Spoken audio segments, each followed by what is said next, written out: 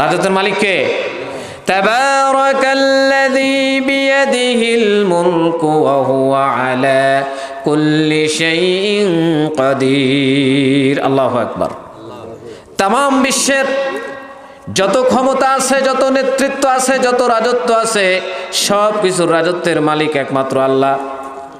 কারণ তার সমকক্ষ কেউ নাই, তার সমপর্যায়ের কেউ নাই, তাকে একটু বুঝাবে এরকম কেউ নাই, তাকে একটু পাম মারবে এরকম কেউ নাই, তার মন গলাবে এরকম কেউ নাই। তিনি ওয়া হুয়া আলা কুল্লি শাইইন কাদির, সব কিছু চলবে সরাসরি তার হুকুম মতো। বলেন সুবহানাল্লাহ।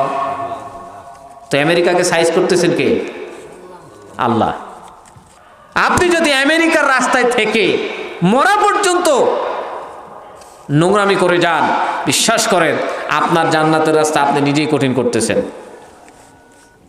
সারাটা দিন যায় কোরআন পড়েন না, সারাটা দিন যায় হাদিস পড়েন না, রাসূলের সিরাত পড়েন না, আপনি আমেরিকার চালিয়ে দেওয়া সিস্টেমের অনুযায়ী চলবেন আর মানুষকে ডাকবেন হইচই হট্টগোলের দিকে, এই ডাকাডাকির দিকে যতদিন থাকবেন, আল্লাহর প্রতি বিশ্বাস করেন এই ডাকাডাকি আপনাকে জাহান্নামে নিয়ে যেতে পারে।